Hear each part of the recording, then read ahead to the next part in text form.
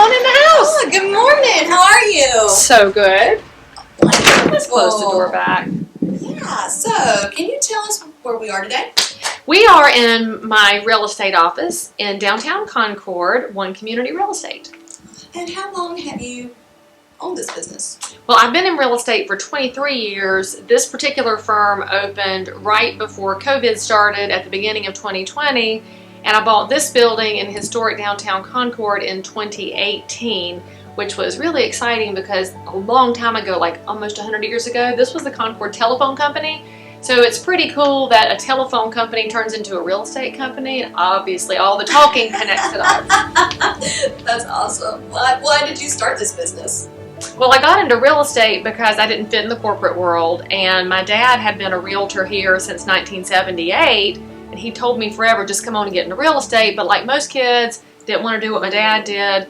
But frankly, people that get into real estate are wired a little bit differently than the people who are able to fall in line and basically do as they're told. We have to create a new life every single day. So I landed in real estate 23 years ago, kind of searching for where I belonged, and luckily this was where I belonged. So here I am all these years later, and the best part of it is the relationships with the past buyers and sellers and the relationships with my agents as well. Yeah. So, what's the favorite service that you offer here? Oh, the best service is actually not really something we advertise a lot, because when you watch real estate people online, you see a listing, you see buyers, you see us doing the things in real estate. But the most important thing that we have is conversations with people who are trying to figure out what to do next. And that's one of those things that evolves over time. When you're new with the business, you honestly don't know all the pitfalls you're going to run into. And frankly, I don't know them all now, 23 years later, but there's this moment where you get to find out what's happening in somebody else's life and then give them the pros and the cons so they can arrive at a great decision. And I love being in the middle of that, because sometimes people decide not to do real estate, and I'm glad to be a part of that process, and then sometimes they do, and I love being part of that as well. But that conversation is just gold. That's wonderful. I feel that's very important. That's amazing. And what is the best compliment or review that you've received? Oh, easily the best thing that's ever been said in a review is, I couldn't have done it without you. Which is actually not true. People can do things without me, but it still feels good to hear it. But there's a reminder there that when you're conducting real estate, it's not just about the pictures and the sizzle and the sign in the yard. It's the hand-holding of, we have this crazy brother-in-law who needs to sign the paperwork, and he's being a difficult beast right now. Or you have an ex-wife somewhere who's wanting to cause trouble, or somebody's just so emotionally tied to a house they've lived in for 40 years and they don't really know how to let go. And so when they say, I couldn't have done it without you, it's a callback to the hand-holding and the emotion. And as a realtor, I really have to absorb a lot of that emotion, which is hard because I get really tied to my people. But by the same token, if the emotion doesn't get out of the way, you can't make good decisions. So when that shows up in a review, I know that my agents and I did a good job. That. Well, what are your top 3 priorities? Oh, the top 3 priorities? Well, the first one is to change what the public thinks about real estate professionals. The image that you get in the mainstream media and on HGTV is either that we're incompetent or that we're lazy or maybe just out for money, and that's not what real estate is at all. And as I already mentioned, a lot of it's about the conversations and how we serve people really well. And until the public understands that, they may think that it's easier to go online. But the reality is, if you go to an app or a website, they don't know this community, this street, this house that you're in, what's happening in the market right now in this area, because it's so micro-specific. And the apps and websites don't know how to personalize it to the human across the table and what their needs are. So if there's anything that I can do in real estate to change the public perception, I'm going to do that. And that's, of course, through the volunteering that I'm doing. It's through the agents that I'm training. And frankly, the agents who work with me are the best in the business. A lot of them are better at real estate than I was. And I love being able to affiliate with them. So that's another one of my goals, is to actually find more people who want to be in this business and help them achieve what they want. And it may be a monetary goal, but it also may be they want some freedom to get the kids off the school bus in the afternoon and not have to worry so much about what somebody else's expectations are of them. So raising that next generation of agents, just like my dad raised me up, is absolutely a top priority. And the third priority would be to be a really good advocate for Concord and Cabarrus County. I think sometimes in real estate, we focus on somebody's house more than we think about the overall community. And I grew up here. My mom's side of the family are original land grant people for Cabarrus County. We've been here forever, and I love it here. And I want other businesses to thrive. I want people to spend their money here. I want them to love living here. And no, we're not perfect, but I think our flaws are pretty amazing too. And the more I can do to support the overall community, I'm all in for that. Absolutely. I love that too. So what is one thing that you want everyone to know about your business? What they should know about this business is that we are local micro entrepreneurs. When people think about real estate, they often think about all the realtors, and there's of course 1.5 million realtors nationally. We have 57,000 in North Carolina. There's 1,000 right here in Cabarrus County.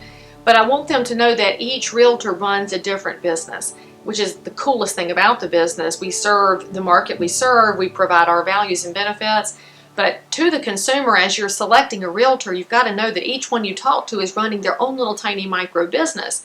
And I want you to support those micro businesses. And I want you to also know that when you support my team, you're also supporting the donations I can do to Habitat Cabarrus, and you support the time that I can spend with my kids and the money I can spend supporting the Hickory Ridge Band, because the dollars that flow into this business, I am very cognizant of how it flows back into the community, because we have to all take care of each other. So when you call my team, I hope you expect a personalized conversation, and that you know that we're going to come at you with a lot of options so you can make a good choice, that we're never going to push you, and we're not going to be that used car salesman, because we know that at the end of your real estate transaction, we're going to see you at the grocery store, we're going to see you at Press and Porter, and we hope that when you see us, we'll still get a hug no matter how rocky the transaction might be, because sometimes we run into headwinds and we just have to power through. True. No, I believe relationships are very important through all that process. It's wonderful that you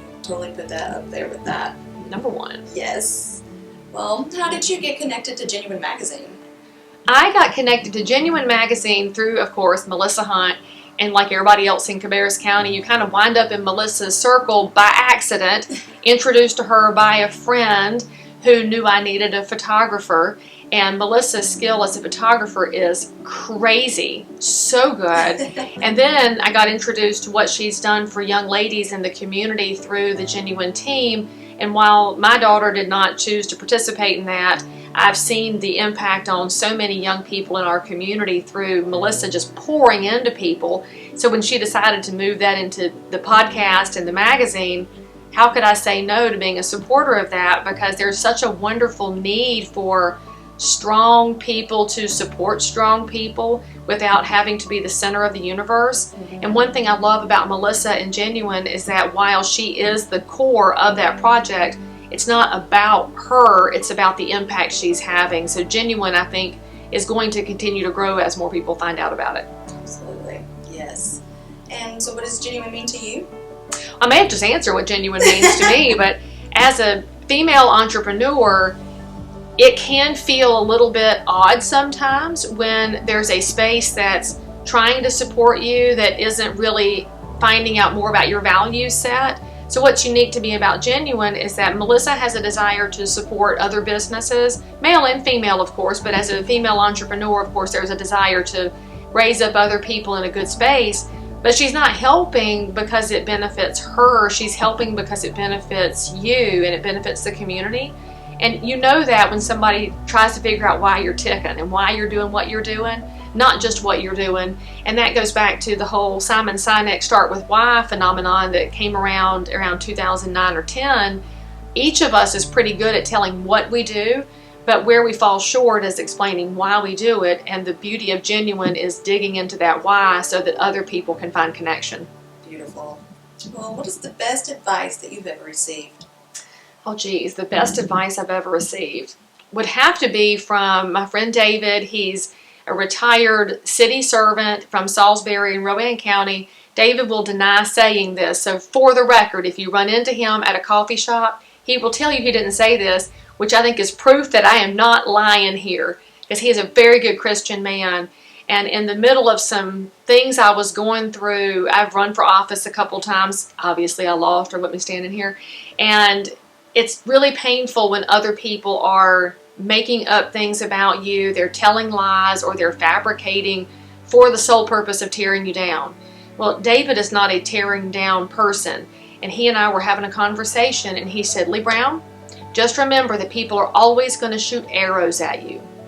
Just make sure they hit you in the ass. Ooh. So he denies that because he does not curse. He says, I would never have said that. I said, you said it, because I remember it so distinctly, simply because it was out of the usual tenor of his conversation. He said, I would have said backside. I said, maybe you say backside now, but that one time it came out that way. you said it, and I will never ever forget it. And frankly, I've passed that advice on to so many people who are trying new things, trying new journeys, trying new ventures, because it is hard to take arrows, but it's harder to take them from the front than from the back. And if we would remember that, we would all keep moving forward. Absolutely. And it's almost kind of similar to, you're never going to be criticized by somebody who's doing better than you. So if they're coming from the back, then there you have it. That's right. Wishing and hoping is not getting things done. Exactly. All right. What is a Bible verse that you love, and why? My verse is Joshua 1:9. Have I not commanded you, be strong and courageous? Do not be terrified, do not be discouraged, for the Lord your God will be with you wherever you go. And the reason I love that verse so much, besides the fact that I think we all know why we have to be reminded not to be discouraged or terrified in today's world, is that where it occurs in the context of the scripture, Moses dies, and Moses is the guy, the biggest prophet of all time. He's freaking Moses. And Joshua's got to take up after that. I mean, nobody would want to come behind Moses. But God says, hey, Moses is dead, go. And you stop and realize that Moses is dead. God didn't say, sit down, baby, I got you. Let me sweet talk you and hug you, and you get into your feels, and you go ahead and sit on the couch for a little while. God did not say that. God said, go. And so Joshua had to, because first of all, you can't say no to God. You can try, but it will continue to haunt you until you finally say yes to what He's calling of you. But sometimes there's no space for our human emotions, for our human desire to sit and ponder and think. And that's hard, because the world right now says to think through everything and call your posse and take your sweet time and make it all about you. But a true success doesn't come from a narcissistic life. Sometimes the success comes from pushing through when you don't want to. And if Joshua had not pushed through right then, what would have happened to all the people for whom he was responsible? And I think that's the other piece of that context that strikes me. Joshua wasn't being told to go because of Joshua. Joshua was being told to go because he had to take up the Moses of mantle and care for people who were bickering and fighting and fussing and needed somebody to help them find the way. Yeah, that's powerful. So good. Oh, so good. All right. Well, do you have a favorite worship song? It depends on what day of the week it is. What my favorite worship song is. I am an old hymn book person. I collect hymn books. And frankly, it is distressing to me that we're losing the old hymns simply because we used to have those in common. And the thing about those classic hymns is there was music that could tie us together regardless of language. There were words that could tie us together regardless of denominational preferences. So we had that really good tie. And my favorite hymn is Come Thou Fount of Every Blessing. I love that, especially the later verses. So I would also tell you, if you're a hymn person, go past the first verse, because the most powerful verse tends to be number 3. Even in a 4-stanza hymn, there is some real life truth in there. So I'll just leave you with that. Go look up Come Thou Fount of Every Blessing. And if you don't remember it, then you need to learn it, because we could have that in common. Oh, I'll have to look that up immediately. So good. So you have a hype song, one that you're like blasting in your car? If I had a favorite hype song in the car, and I think the artist is Clarence Clemens, but I'm totally having a middle-aged brain moment right there, but he did play with Bruce Springsteen, and it's You're a Friend of Mine. It's upbeat, it's positive, and it always makes me think of some specific friends in my life who've been there for decades. And there is that old saying my grandmother used to say, hang on, she might have forgotten that one too. Here it is. My grandmother said, make new friends, but keep the old. One is silver, the other is gold. Oh, yes. And that's that underlying theme of You're a Friend of Mine. So I love that song. I love but that. That's day to day, but that's probably my walk-up song. All right, okay. And what you have the hardest part of your job? The hardest part of my job is absolutely saying no to people. If there's a buyer that really is ready to get out of renting that apartment and they want to buy a house, but they're not ready yet, their credit score's not ready, or the house they wanted, they didn't move quickly enough, and we have to tell them they didn't get it, we can watch the heartbreak, and it's so hard because real estate is crazy. It's huge money, but it's wildly emotional. And people get married to houses. They drive by, I want this house so bad, and then they didn't get it. So they have to process that, and it's hard to tell them no. And the same thing if somebody's selling a home and they thought they were going to have it done, they had a buyer, we had everything trucking along, and then something hiccup, the buyer's financing fell through, or the bank changed their minds, there were inspection issues, things just happen, and suddenly it falls apart. And it's just hard to tell people that what they planned is not going to happen as planned, and we just have to show them the process for putting it back together, but it never gets easy. No, I can imagine. All right, well, what is the coolest part about being a business owner? Well, the coolest part about being a business owner is also the most challenging part, and that is the complete freedom to set my own schedule. I know when I can show up, I know when I can leave, which is hilarious because if I don't show up early and stay late, not everything gets done. Yeah. Because there's always a demand on your time, and in real estate, the demands are human demands. So if one of my agents needs me for 5 minutes, it's never 5 minutes. It's always an hour. So I know that I've got to pour into them, and that hour that they need right then to solve a problem for their client is an hour I'm going to have to take from somewhere else.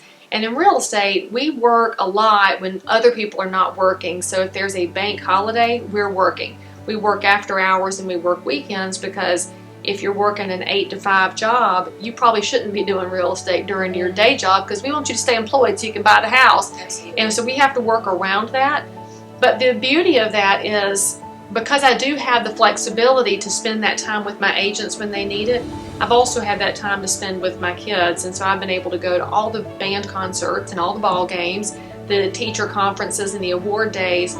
My favorite thing ever when my kids were in elementary school, of course they're driving now, so I don't have this luxury, it was taking them to school and picking them up. So even if that was carved around the rest of my work day, I could do that as a business owner. And we know that's the best time to get the info out of your kids when they're in the back seat and you're driving. So I learned all the skinny, which is what I hated about them starting to drive. I didn't get the inside scoop anymore. Yeah. So if you have young kids and you're watching this, guard as much as you can that car time because you at the wheel, them in the back seat, they say all kind of things and you have to go.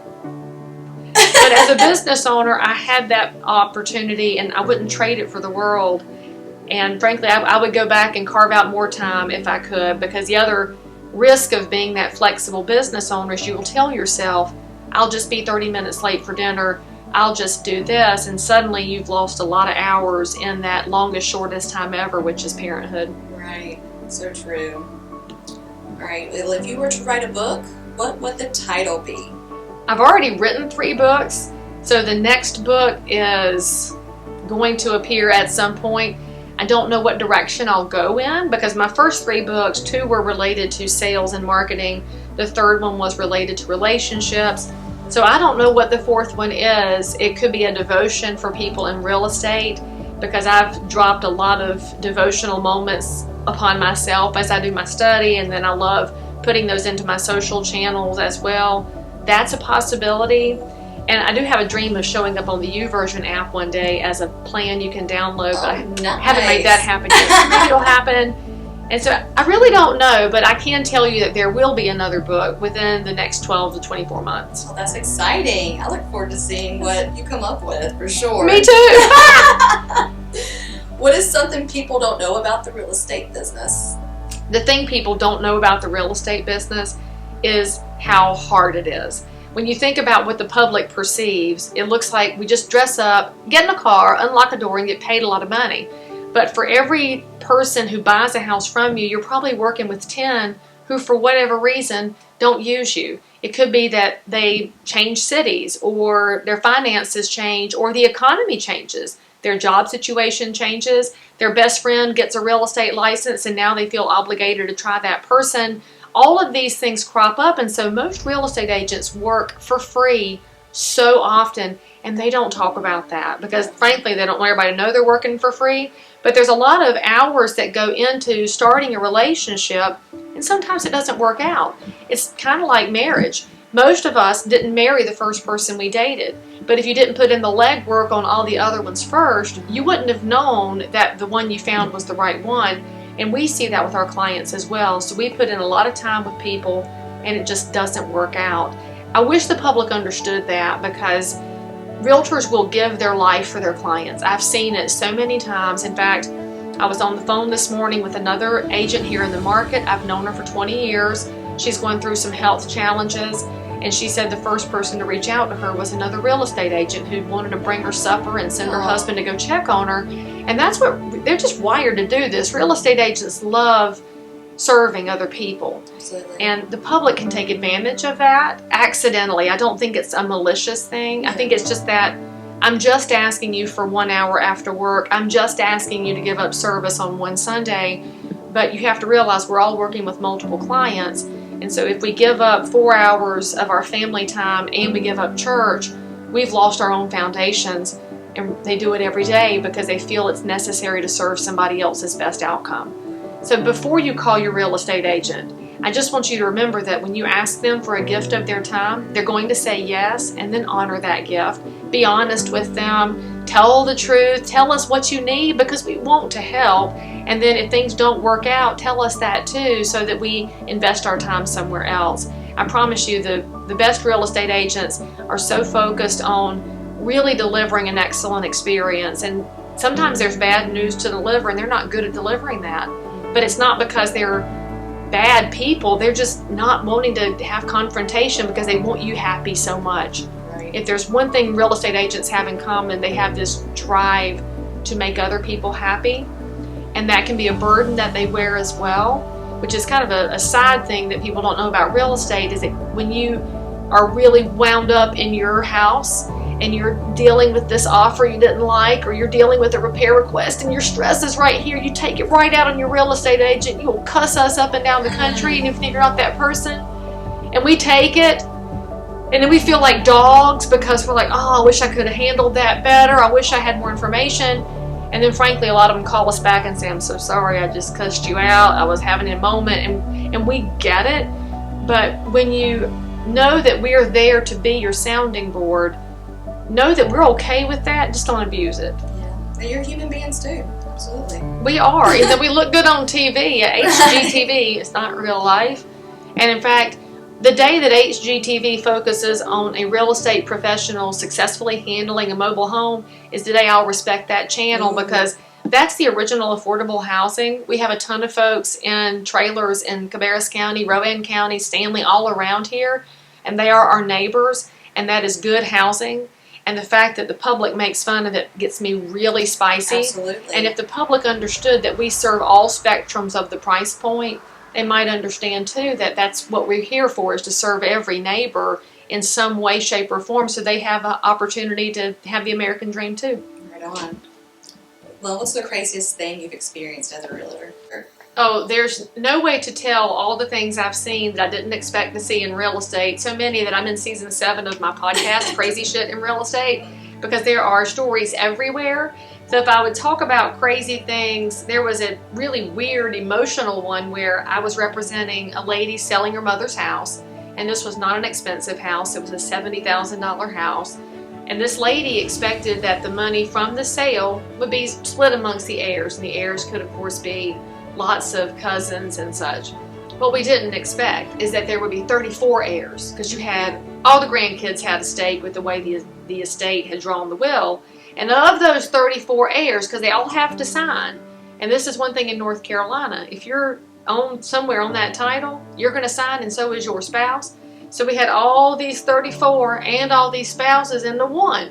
One deadbeat, there's always one deadbeat in the family. He had $3,800 in credit card debt. And I don't mean just a balance. I mean, it had been taken to court and attached as a lien. And when you have a lien, the lien has to get satisfied first. So that $3,800 had to be settled before you could divide the rest of the proceeds. Now, it doesn't take a math genius to think about 34 people times $3,800. He was getting more than all the rest of them. So they were all so mad they wouldn't go to closing together. So the attorney had to come to my office, and we had this parade of people, one at a time, coming to sign the deed to sell this $170,000 house. It was insane, but it was also kind of the perfect picture of a Southern family, because in every family there's that one little cousin, grandkid, spouse, in-laws, outlaws, doesn't matter, who's going to make the whole process difficult. But at the end, of course, the funniest thing was that the old lady who was selling, she was old, selling it for her mother. Everybody was elderly in this transaction. She had just said, "Well, if I'd have known about that, we'd have redrawn the will." And I said, "I know." It was kind of funny. Wow, that's a crazy story for sure. What is your biggest business dream? That's a really great question. If you ask me my biggest business dream, I don't know what that is, because I've done so many different business ventures at this point in my life, and I've been very blessed to be supported and successful in almost all of them. Where I have failed spectacularly. But my biggest business dream right now would be that each one of my agents have a successful real estate career where they hit their goals.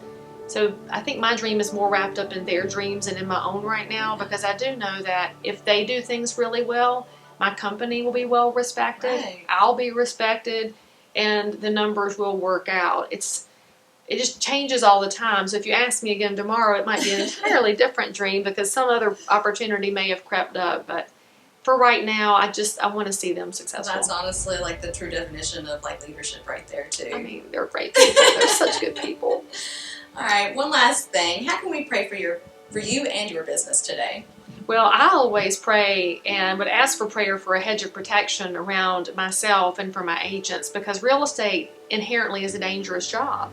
I mean, we're meeting with strangers in other people's homes. We're going into other people's homes to find out how we can sell it and how we can serve them.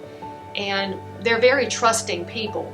So a hedge of protection would be great. In fact, I would ask that you pray that over anybody practicing real estate, because in an effort to serve, sometimes you put yourself at risk. And if we're protected, then we can deliver news, whether it's good or bad, and people can receive it for what it's intended for, which is their best outcome, and then we can go forward and find solutions. Definitely. We'll do that for you. Well, Lee, thank you so much for having me in today and just letting us learn more about you and your business and your agents. And, I look forward to seeing you again real soon.